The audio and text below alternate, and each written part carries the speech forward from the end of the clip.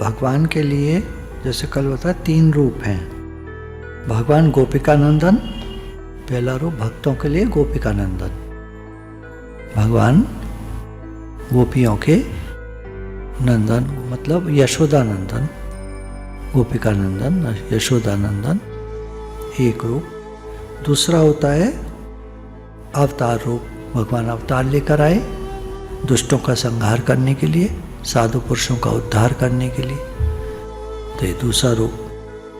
तीसरा वे ब्रह्म रूप है, निराकार चेतन तत्व हैं। उनके कोई सेंटिमेंट्स नहीं होते, उनमें कोई विकृति नहीं है, लौकिक कुछ नहीं है, पारलौकिक हैं। यहाँ हम उनको नहीं समझ सकते, ना देख सकते, ना जान सकते, ना उनके बारे में हमारी इंद्रियां कोई ज्ञान नहीं प्राप्त कर सकती। हमारी इंद्रियां उन्हें देख नहीं सकती, सुन नहीं सकती, छू नहीं सकती, उनके साथ बोल नहीं सकते, स्पर्श नहीं है, शब्द स्पर्श रूप रसगंध से परे हैं जो। और भक्ति में ये सब चीजें हैं, शब्द स्पर्श रूप रस गंध, सब पांचों विषय धारण करके तब उनका अवतार होता है।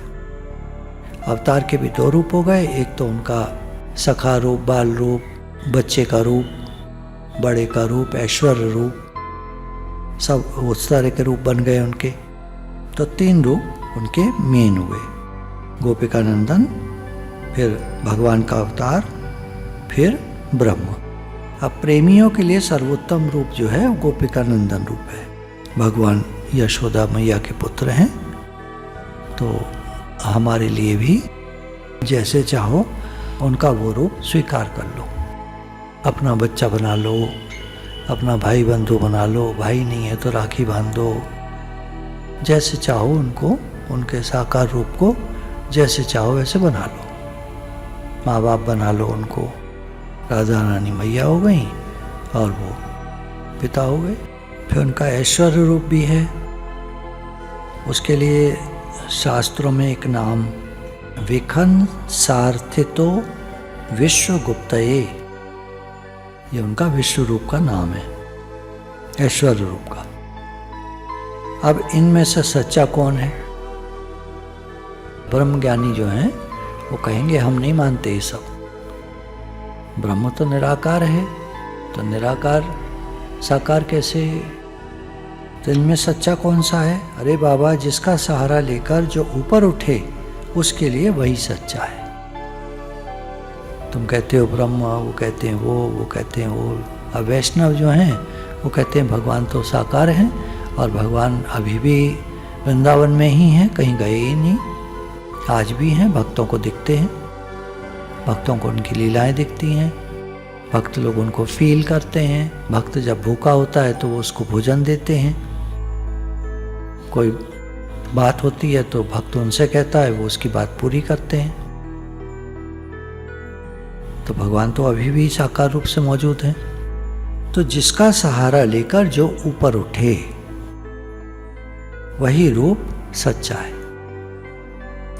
तो वही सीढ़ी बनकर तुम्हारे सामने आता है। सीढ़ी मतलब तुम राइज करते हो, जिस रूप को भी पकड़ो उससे राइज करो। राइज नहीं कर रहे हो तो फिर वो रूप ठीक नहीं पकड़ा है तुमने। ब्रह्मज्ञानी ब्रह्म को ही लेकर बढ़ते जाते हैं। बुद्धि का विकास है और कुछ नहीं है, बुद्धि का विकास है ब्रह्म ज्ञान में, बुद्धि तेज होती जाती है।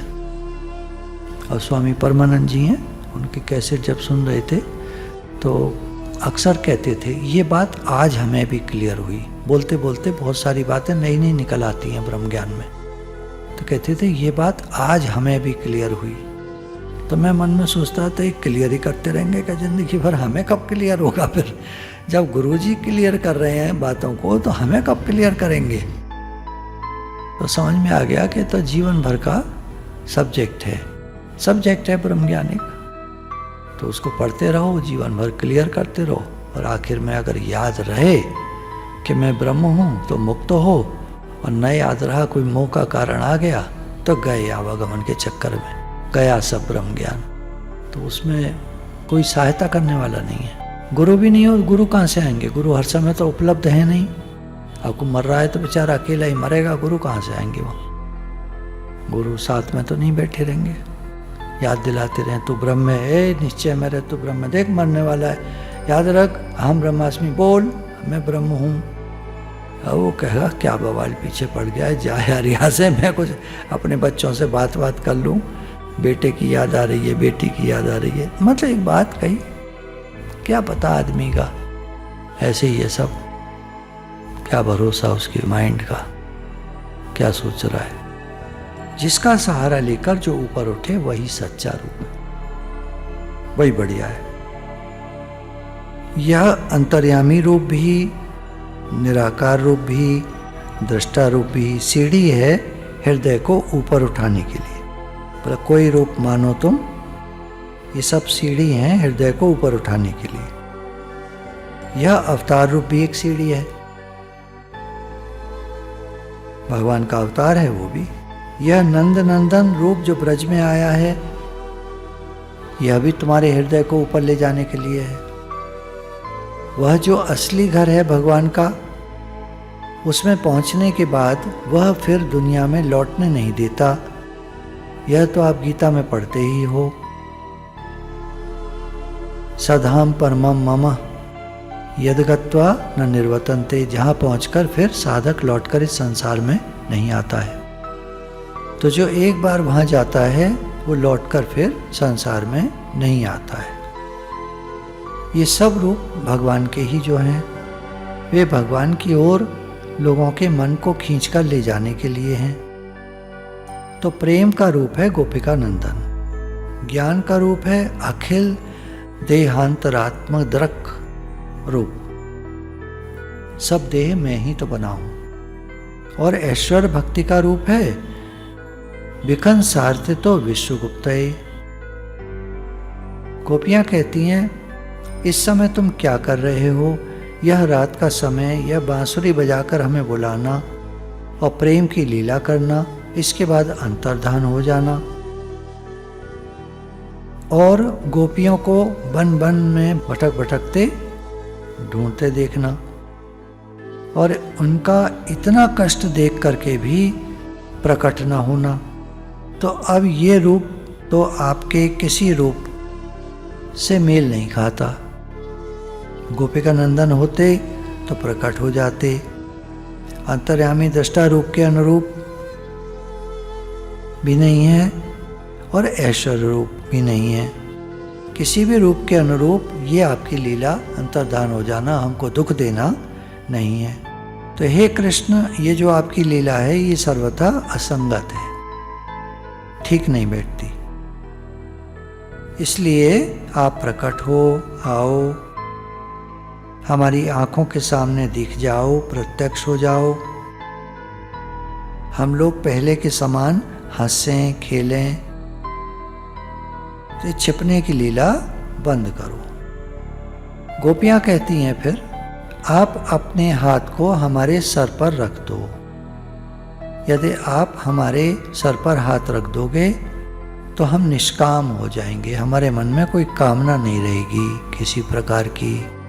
तो हम जो आपको पुकार रहे हैं, आपको कुछ कुछ कह रहे हैं, ये सारी बातें ये कामना के अंतर्गत हैं, हमें आपसे कामना है। और आप जो है अगर हमारे सर पर हाथ रख दोगे तो हम निष्काम हो जाएंगे, सारी प्रॉब्लम सॉल्व। अब आप चाहो आओ, मत आओ। तो एक बार आकर एक बार प्रकट हो जाओ, हमारे सर पे हाथ रख दो, ये कह रही।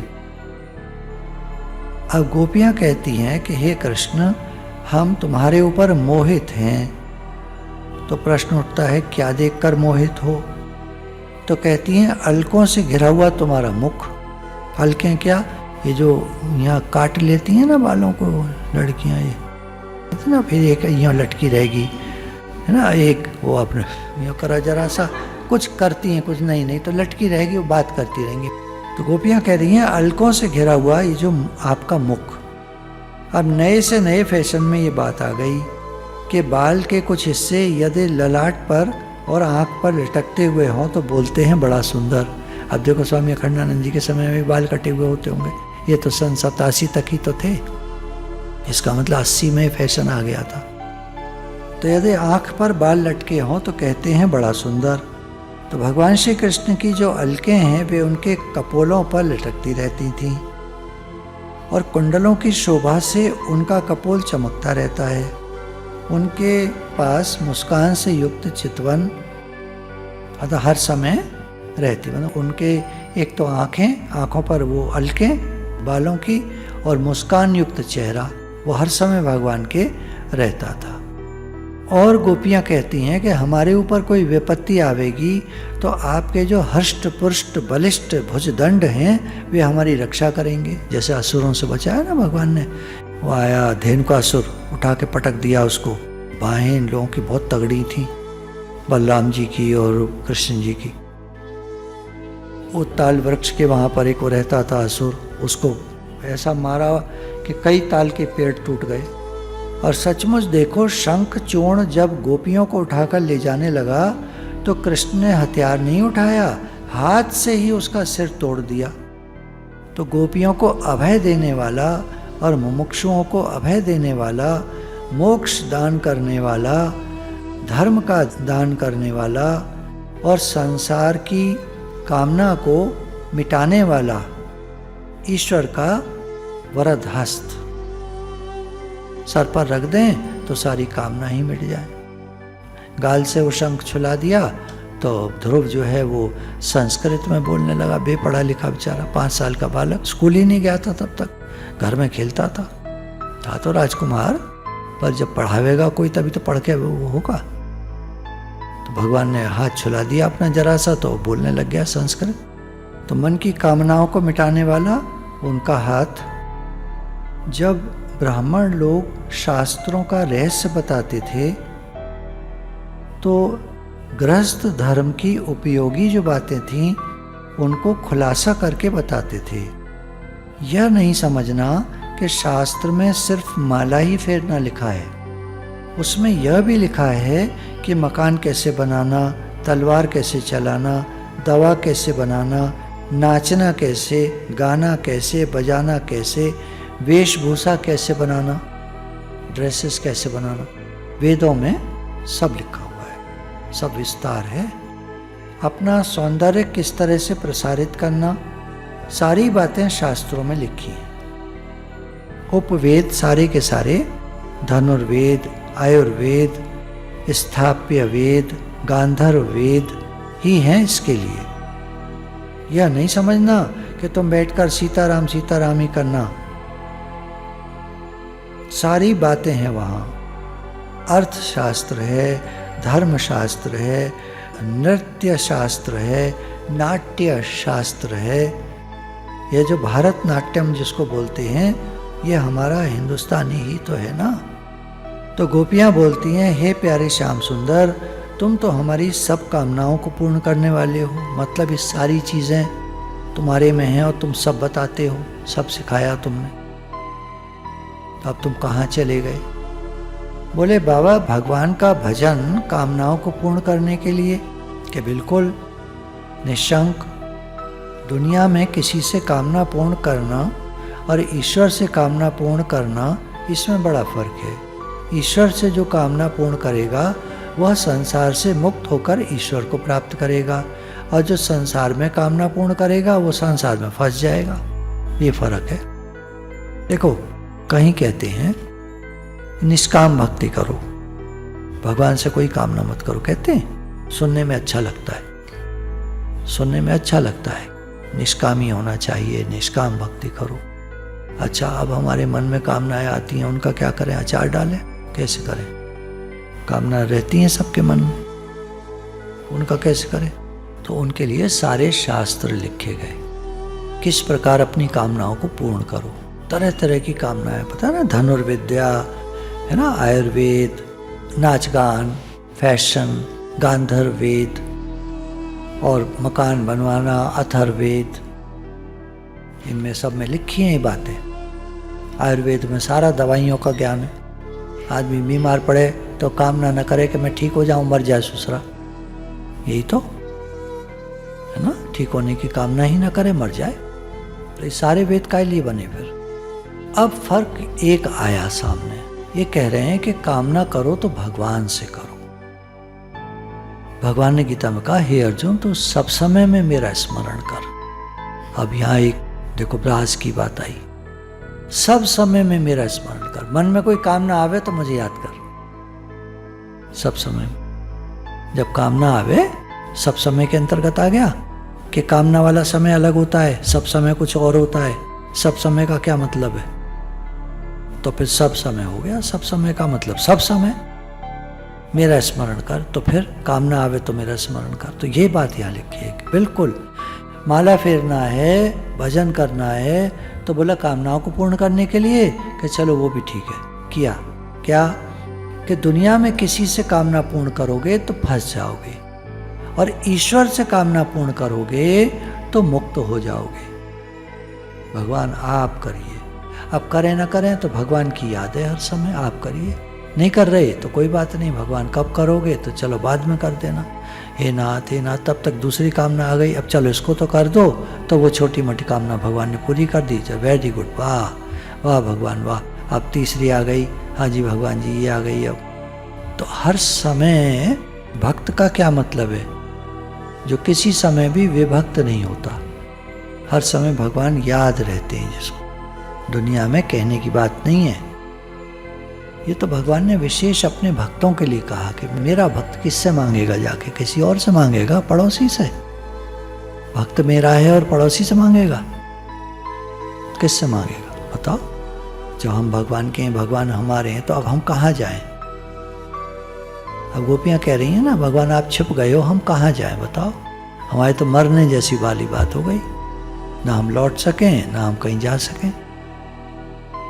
तो आप प्रकट हुई है। तो भगवान ने जब थोड़ी देर देखा ये परेशान हो रही हैं बहुत, तो भगवान प्रकट हो गए। ये बात समझो, किसी तरह भगवान से जुड़ो, कामनाओं के माध्यम से जुड़ो। हमें मांगना भी नहीं आता है, ये भी बात है। गुरु नानक देव जी के समय में एक आया चेला उनका, गुरुजी क्या बात है, मेरे जीजा जी जो हैं जेल से छूट जावे। गुरु नानक देव जी ने कहा कुछ बढ़िया बात मांग ले, कोई बढ़िया बात मांग ले, मैं इस समय देने को तैयार हूँ तुझे। बड़ी चीज़ मांग, भगवान को मांग, कुछ ऐसे कुछ मांग। बोला कुछ नहीं समझ में आया, वो आता ही नहीं है समझ में, आदमी की बुद्धि फिर जाती है। तो मेरे जीजा जेल से छूट जाए। अरे यार भूसा मांग रहा है, राजा के पास जाके भूसा मांग रहा है। तो उन्होंने कहा ठीक है छूट जाए, और उसके जीजा जेल से छूट गए। तब उसे एहसास हुआ कि मैं तो गलती कर गया, उनने तो कहा था कुछ भी मांग ले। जीजा तो छूट गए। जब जीजा क्या करेगा? चार डालेगा? जीजा क्या उसको प्रेम करेगा? जीजा क्या उसको वो करेगा कुछ? अगर वो कहेगा भी कि मैंने गुरुजी से तुमको छुड़वाया है, कह करके तुम छूटे हो, तो नहीं मानेगा जीजा, वो भी नहीं मानेगा बात। तो ये हो गया, वो हो गया, ये हुआ था, वो हुआ था, तो मैं छूट गया, ऐसे और करेगा। तो अब मांगना भी नहीं आता ना बहुत से लोगों को। मांगो भी तो ऐसा भगवान से जुड़ना है, ऐसा मांगना है कि भगवान से जुड़ना है। वो जीजा भगवान से जुड़ेगा? कभी नहीं जुड़ेगा, कभी नहीं जुड़ेगा। दादा भगवान ने ही तो कहा, किसी बीमार से मिलने जाना, फल फ्रूट लेके जाना, तो पहले पूछना सत्संग में आवेगा, नहीं आवेगा तो अपने तो वापस ले ही आना, उसके भी उठा लाना चुपचाप, मुंह ऊपर करके लेटा होगा तो मतलब साइड में फल रखे होंगे और घर वाले लाए होंगे, वो भी ले आना। ये ठीक बात है। भगवान का जो भक्त होता है ना, वो भगवान से जुड़ा रहता है। सारी बात ये है। क्या बात कहना चाहिए कि भगवान का भक्त भगवान से जुड़ा रहता है, और संसारी लोग संसार से जुड़े रहते हैं। उनके लिए कुछ कर भी दोगे ना, भगवान से मांग भी लोगे, तो जो मांगोगे उसको लेकर के वो और फंस जाएगा संसार में। इसलिए भगवान संसारियों की तरफ ध्यान नहीं देते। लोग कहते हैं ना भगवान कहाँ है, तो वो ऐसी लीला करते हैं, उसको एहसास ही नहीं होता भगवान है। और भक्त को हर समय एहसास रहता है भगवान का, वो हर समय भगवान से जुड़ा रहता है। उसकी इच्छा पूरी हो या ना हो, इससे कोई मतलब नहीं, वो भगवान से जुड़ा रहता है। क्योंकि उसे मालूम है कि 10 में से 8 इच्छाएं भगवान ने मेरी पूरी करी हैं, और 2 इच्छाएं क्यों नहीं करी हैं, उन्हें पता है इसमें मेरा नुकसान होगा जरूर। वो भगवान से ही जुड़ा रहता है। वो नहीं कहता कि 2 इच्छा पूरी नहीं हुई, कहाँ है भगवान। वो हर समय भगवान से जुड़ा रहता है। ये तो भगवान ने कहा, अर्जुन मन मेरे में रख, तू मेरा स्मरण कर सब समय में, तेरी इच्छा पूरी हो ना हो तू मेरा स्मरण कर। तो जो ईश्वर से कामना पूर्ण करेगा, भगवान से कह करके जिसकी कामना पूरी होगी, वो संसार से मुक्त होकर ईश्वर को प्राप्त होगा। और जो संसार में कामना पूर्ण करेगा, संसार से संसार में फंसा, संसार में खूब कोशिश कर आके हासिल करेगा कुछ, वो संसार में फंस जाएगा। अच्छा बोले, कामना तो देते हैं भगवान, धन भी देते हैं क्या? तो बोले भगवान ने लक्ष्मी जी का हाथ पकड़ा है। उदाहरण दिया, नरसिंह जी मेहता ने क्या भेजा था लिखकर, हुंडी, है ना, भगवान आप जो ये 700 रुपये मैंने जो लिए हैं इन लोगों से, आप कृपा करके इनको 700 रुपये दे देना। तो भगवान वहाँ पर द्वारका जी में प्रकट हो गए और हुंडी भरी। एक सेठ को हम जानते हैं, एक भक्त पर उनकी कृपा थी। उन सेठ जी ने वह हुक्म दे रखा था अपने लोगों को कि भगत जी का कोई संदेश आ जाए तो हमसे बिना पूछे ही उनको दे देना। कोई वो आ जाए, उनका कोई आदमी आ जाए मांगने के लिए, तो उन दे देना। तो भगवान ने लक्ष्मी जी को कह रखा है कि किसी भगत की हुंडी आवे तो बिना पूछे ही दे देना, हमसे सलाह नहीं करना। इसी शर्त पर मैं तुमसे ब्याह करता हूं, नहीं तो मुझे ब्याह करने की कोई जरूरत नहीं, भगवान कह रहे। तो देखो, चिंता भय से मोक्ष, फिर धर्म काम अर्थ, धर्म अर्थ काम मोक्ष, ये 4 है ना, ये 4 पुरुषार्थ हैं। ये चारों बातें भगवान के कर कमलों की छत्र छाया में प्राप्त होती हैं। कोई सोचे मैं करूँगा धर्म अर्थ काम मोक्ष, मैं पूरा करूँगा, धर्म का काम मैं करूँगा, कामनाएं अपनी मैं पूरी करूँगा, पैसा मैं कमाऊँगा, मोक्ष मैं प्राप्त करूँगा। ये जो ब्रह्मज्ञानी है ये कहते हैं मैं मुक्त हूँ, मैं मुक्त स्वरूप हूँ, ऐसा कहते हैं। बात ठीक है, पर इनमें मुक्त कितने हैं? बात करते हैं खाली ये भगवान की छत्र छाया में, ग्रेस ऑफ गॉड, भगवान की कृपा से प्राप्त होती हैं चीजें। धर्म अर्थ काम मोक्ष, ये भगवान की कृपा से प्राप्त होते। 4 पुरुषार्थ बताए गए हैं, पर किसी के करने से नहीं प्राप्त होते। थोड़ा बहुत होते हैं, समझता आदमी मैंने कर लिया, थोड़ा बहुत कोई चीज मिल गई तो आदमी सोचता है मैंने कर लिया। भगवान की कृपा। अब जब गोपियां कहती हैं कि आप हमारे सर पर हाथ रख दो, हम पर कृपा कर दो, तो देखो मैं नंद बाबा का बेटा, तुम लोग स्त्री हो, मैं तुम्हारे सर पर कैसे हाथ रख दूं? नाटक चल रहा है, मैं छूता नहीं तुमको, क्या समझती हो तुम? भगवान ने कहा मैं छूता नहीं तुमको। तो गोपियां कहती हैं कि देखो हम जानती हैं तुमने लक्ष्मी जी का हाथ पकड़ रखा है ना, तो जिन पे पैसा होता है वो कहाँ दूसरों की बात समझते हैं। जिसकी घरवाली बहुत पैसे वाली हो, है ना, वो भी पैसे वाला हो गया तो कहाँ समझता है दूसरे की बात, उसको दूसरे के दुख का पता ही नहीं चलता। व्यंग कस रही हैं। शेष भगवान के ऊपर सर पर तो सारी धरती का बोझ रहता है, और जब वो कुंडली मारकर जहाँ क्षीर सागर में हैं, अब वहाँ उनके ऊपर नारायण लेटे रहते हैं, खर्र खर्र सांस लेके सोते रहते हैं। अब अरे भाई, नारायण को समझना तो चाहिए कि शेष जी के सर पर कितना भार है। तो यह लक्ष्मी का दोष है, पैसे वालों को पता ही नहीं चलता कि किसी को क्या प्रॉब्लम है। गोपियाँ कर रही हैं, ताना कस रही हैं। जो लोग पैसे वाले होते हैं वो बड़े अच्छे नरम फर्नीचर पर सोते हैं। उन्हें क्या पता कि जो लोग बेचारे खुले में सड़क पर ऐसे ही नंगे रात को सो जाते हैं, दिन में शौच जाने का स्थान नहीं, नहाने की जगह नहीं, उनको कितनी तकलीफ होती है। ये लक्ष्मी वाले क्या समझे? कह रही हैं कृष्ण तुमने लक्ष्मी का हाथ पकड़ा है ना, इसी से तुमको हमारा दुख दर्द, हमारी पीड़ा मालूम नहीं पड़ रही है।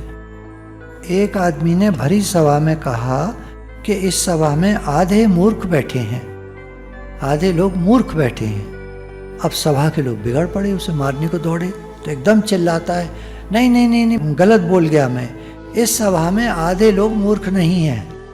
अब सब ठीक हो गए। तो भाई कुछ लोग धनी ऐसे होते हैं जो दूसरों के दुख को समझते। अभी कह रही है ना, दूसरों के दुख को नहीं समझते पैसे वाले, तो अब भाई भगवान बिगड़ जाएंगे, बुरा लग जाएगा उन्हें, बहुत बोल ली। तो अब कह रही हैं कि कुछ लोग ऐसे होते हैं धन वाले जो दूसरों का दुख समझते हैं। उदाहरण दिया गोपियों ने, जैसे आपने सुदामा को धनवान बना दिया, जैसी सुदामा मिलने आए आपसे, आपने उनकी हालत देखी तो उनको धनवान बना दिया। तो आपके हृदय में दया माया मोह ममता है, आप जरूर कृपा करोगे। भगवान से कह रही हैं, आप जरूर कृपा करोगे, अवश्य प्रकट होगे। बोले सच्चिदानंद भगवान की